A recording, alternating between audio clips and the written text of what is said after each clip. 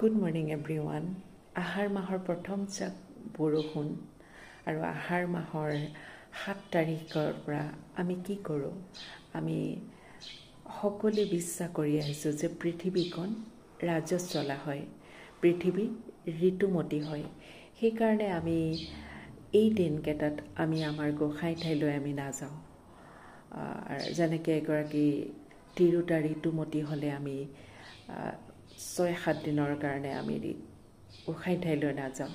ঠিক তেনেদৰে এই 4 দিন আমি এটা নিয়মত থাকোঁ, এই ৰাজত চলা পৃথিৱী। আৰু এই সময়ছোৱাত আমি কৃষি কৰ্মৰ পৰা বিৰত থাকোঁ, যেনেকৈ বাঁহ ৰোৱা, বাঁহ কটা, হাল বোৱা, গছৰ পৰা ফল মূল ছিঙা। আমি এইবিলাক কৰি আগতেই আজৰি হৈ থাকোঁ, যাতে আমি 7 তাৰিখৰ পিছত আৰু 7 তাৰিখৰ পৰা আমি এয়া কাম নকৰোঁ। জনমানসত এই অম্বুবাচীতেই দেৱী ঋতুমতী হয়, এয়া আমাৰ বিশ্বাস।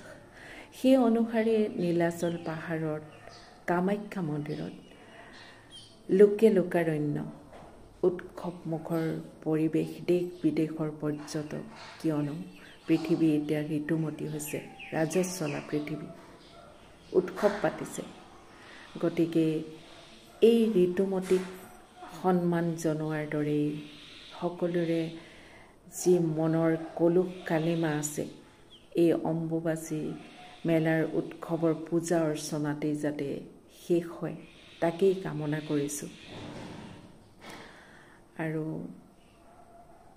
যি দেশত দেৱীক সেৱা কৰা হয়, সেই দেশতে আকৌ হাজাৰটা ধৰ্ষণৰ বাতৰিয়ে যাতে হৃদয় ভাঙি থৈ নাযায়, তাৰেই কামনা।